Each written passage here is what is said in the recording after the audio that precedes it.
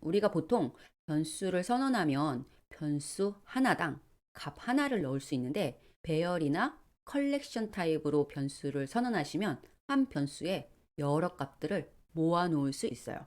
그래서 오늘은 배열 속 객체의 모습과 그 데이터를 활용하는 것까지 볼게요. 이 내용을 이해하시고 연습을 좀 하시면 객체가 들어가 있는 컬렉션을 다루실 수 있게 돼요. 와! 바로 내용 볼게요. 여기 보시면 포인트 클래스에는 인트형 객체 변수 xy가 선언되어 있고, 그다음에 생성자, 그리고 서클에는 우리가 만든 포인트라는 참조형 객체 변수 두 개를 가지고 있어요. 그리고 역시 생성자도 하나 있네요. 이런 상태에서 여러분들이 이렇게 코드하시면 어떻게 되는 거냐? 서클 객체 두 개를 넣을 수 있는 방 두 개가 생겼다라고 보시면 돼요. 첫 번째 방은 0번 방, 두 번째 방은 1번 방, 이렇게 생겨요. 맨 처음에 어레이가 생기면 아무것도 넣지 않았고 이 서클은 참조형이잖아요.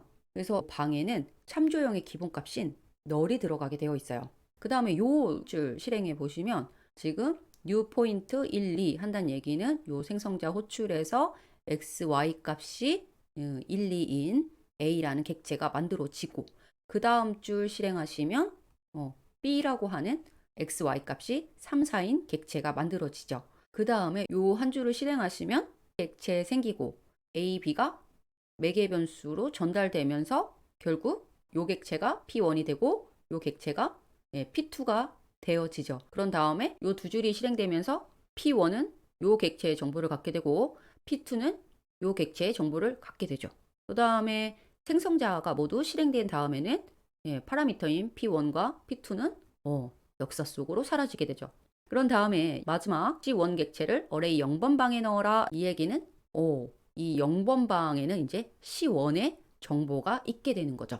이 0번 방에다가는 C1이라는 객체의 정보를 넣었지만 결국 이 C1을 또 통해서 A의 정보와 B의 정보를 다 알 수가 있어요. 그래서 내가 이런 상태에서 나는 요 X의 값을 출력하거나 변경하고 싶어. 그러면 A 0번 방 점 쭉 따라가서 P1 점 쭉 따라가서 X, 이렇게 여러분들이 접근하시면 X의 값을 출력하거나 변경하실 수 있게 돼요. 그러면 한 번 더 해보면 요 Y는 어떻게 접근할까요? 어레이 0번 방 점 따라가서 P2 점 쭉 따라가서 Y, 이렇게 접근하시면 요 값을 출력하거나 변경하실 수 있어요. 여러분들이 0번 방에 서클 객체를 넣기 위해서 이렇게 네 줄에 걸쳐서 했는데 1번 방에는 한 줄로 쭉 넣어 보도록 할게요.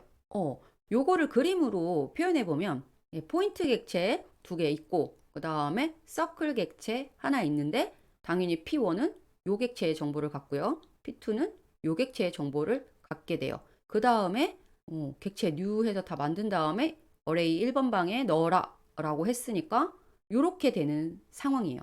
여기까지 그려진 상태에서 여러분들이 요 x값에 접근한다 라고 하면 어레이 1번 방 점 쭉 따라가서 p2 점 쭉 따라가서 x, 이렇게 하시면 이 7을 출력하거나 변경을 할 수 있게 되는 거죠.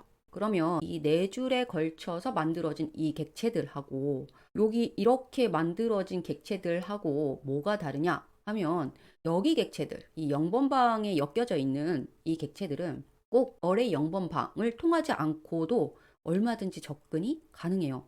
요 x에 접근을 해보겠다 라고 하면 a.x 이렇게 접근하실 수 있어요. 그 다음에 c1.p1.x 이렇게 해서도 요 값에 여러분들이 접근하실 수 있어요.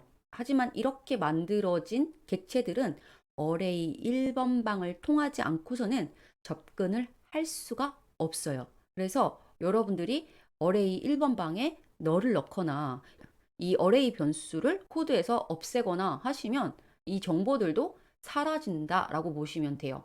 이 객체들은 어레이 변수와 운명 공동체인 거죠.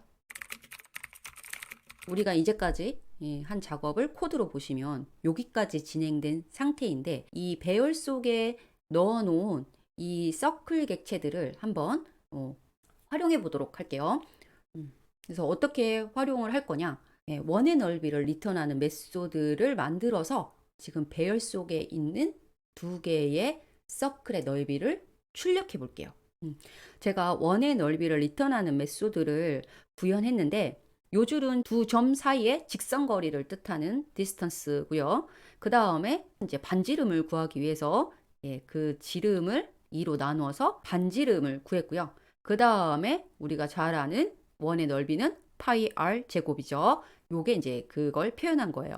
이제 여러분들이 이 두 변수 x 델타와 y 델타를 이 부분에 작성해 주시면 메소드가 완성이 되는데 힌트 나갑니다. 매개 변수인 서클 객체는 두 점 P1, P2를 가지고 있을 텐데 이 x 델타는 두 점의 x끼리 뺀 값이고 y 델타는 두 점의 y끼리 뺀 값이에요. 이 부분 작성하시는데 크게 어려움이 없었다라면 객체에 대한 개념이 오신 거고 그렇지 않다라면 좀 더 느낌이 올 때까지 연습하시는 게 좋을 것 같아요. 그래서 여러분들이 이렇게 메소드를 만들었다라면 이렇게 포문을 통해서 서클의 넓이를 출력해 보실 수 있게 되는 거죠.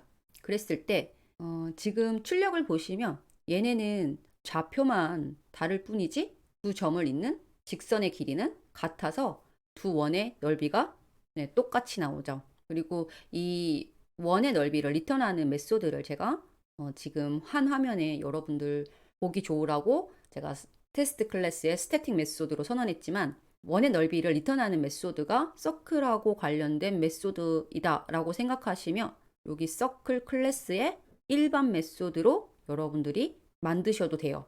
혹시 너무 궁금해하는 분이 계실 것 같아서 완성된 스태틱 메소드하고 일반 메소드를 제가 설명란에 달아놓도록 할게요. 오늘은 여기까지.